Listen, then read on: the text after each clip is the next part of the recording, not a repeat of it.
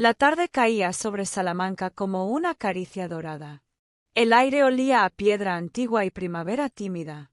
Lucía Morales, con su cabello castaño recogido en un moño flojo y una bufanda de lana suave alrededor del cuello, caminaba por las callejuelas empedradas hacia su refugio favorito, la biblioteca histórica de la universidad.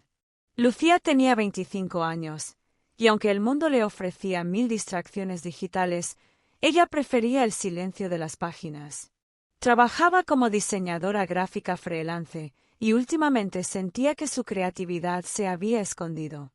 Necesitaba desconectar, perderse entre libros, buscar inspiración donde las redes no podían alcanzarla.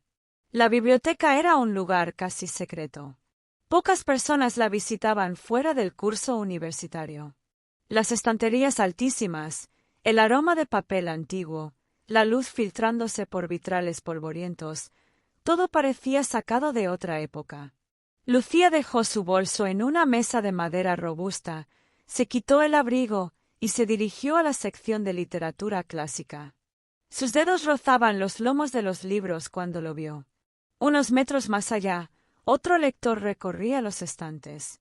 Alto, moreno, barba de 2 días, gafas redondas y chaqueta oscura. No parecía un estudiante. Su presencia era tranquila, pero llena de intención. Él también estaba buscando algo.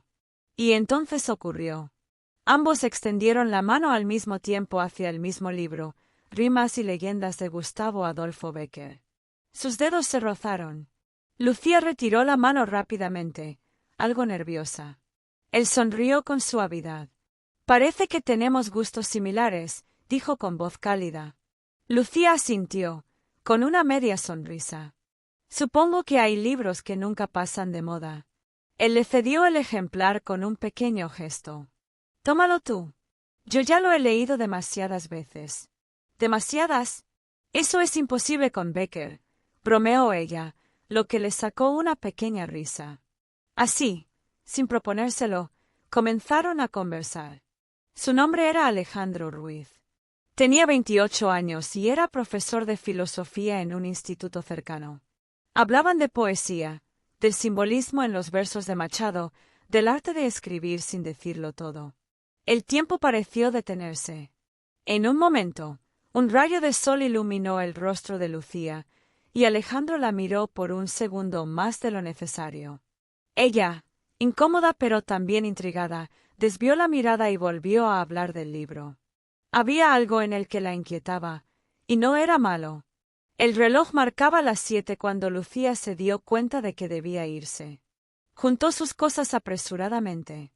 «Tengo que irme, pero fue un placer hablar contigo», dijo con una sonrisa genuina. «Igualmente», respondió Alejandro. «Quizá coincidamos otra vez». Lucía salió de la biblioteca sintiendo algo extraño en el pecho. Algo que hacía mucho no sentía. Sin embargo, en la prisa por marcharse, dejó su libreta de notas sobre la mesa.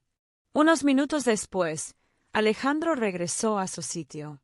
Al ver la libreta, la tomó con intención de dejarla en recepción, pero al abrirla para comprobar el nombre, se detuvo.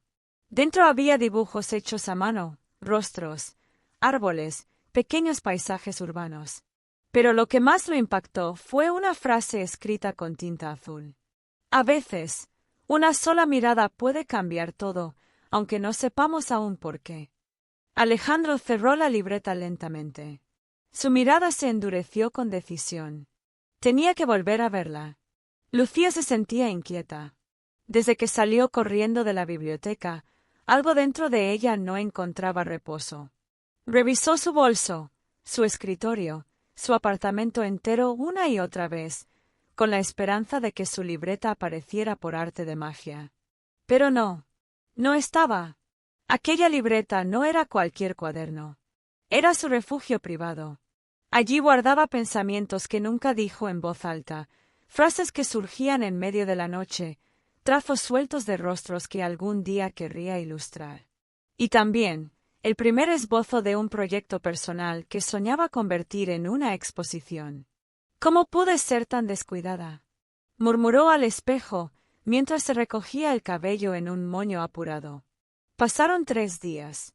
Y durante esos 3 días, Lucía sintió un vacío, como si algo de ella estuviera en manos del viento. En otro rincón de Salamanca, Alejandro cruzaba las puertas de la biblioteca por 4ª vez en la semana.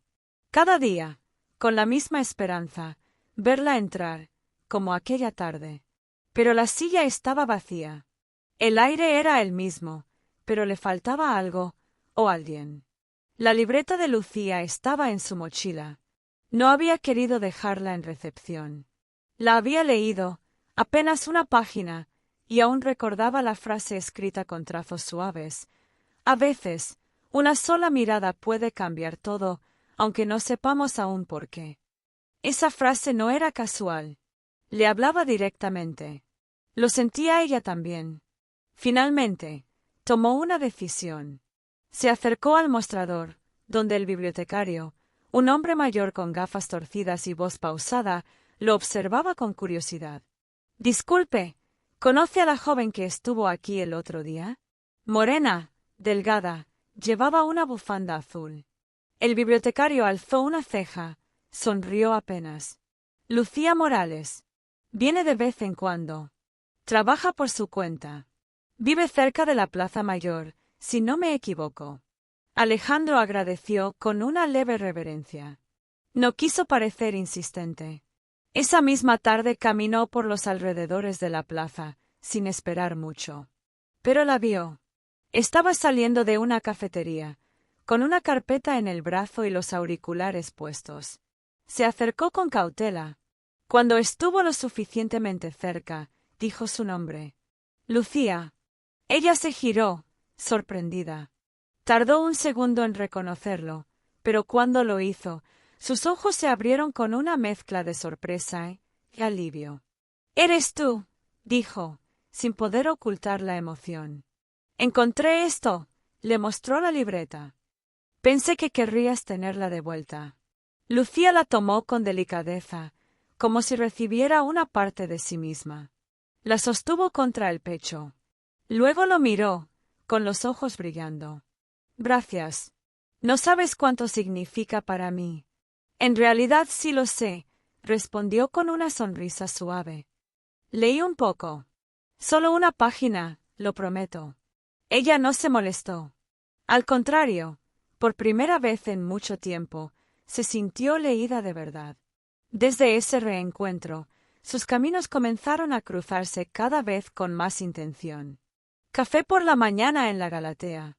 Caminatas por el puente romano mientras hablaban de música y libros. Una tarde en el huerto de Calisto y Melibea, donde compartieron sus miedos, sus fracasos, sus sueños más secretos. Lucía reía más cuando estaba con él. Alejandro la escuchaba como nadie. No interrumpía. No juzgaba. A veces, bastaba una mirada suya para que ella se sintiera segura. Pero en su interior, algo no le permitía soltarse del todo. Un recuerdo antiguo. Una herida mal cerrada. Ya había confiado antes. Ya se había dejado llevar. Y terminó mal, tan mal que prometió no repetirlo. Una noche, caminaban por las calles iluminadas de Salamanca. Acababan de salir de un pequeño recital de poesía. El aire era fresco y el cielo, despejado. Caminaron en silencio durante unos minutos, hasta que Alejandro se detuvo frente a una fuente. «Lucía», dijo, mirándola con sinceridad. «Desde que te conocí, todo ha cambiado. No sé exactamente qué es esto, pero siento que vale la pena descubrirlo». Ella lo miró, temblando por dentro. Él se inclinó lentamente, como preguntando con los ojos si podía acercarse. Sus labios estaban a centímetros. Pero entonces Lucía retrocedió un paso, bajó la mirada y susurró. «Lo siento, no puedo». Su voz era apenas un hilo. Alejandro la miró, sin entender del todo. Pero no dijo nada. Solo asintió, con tristeza en los ojos.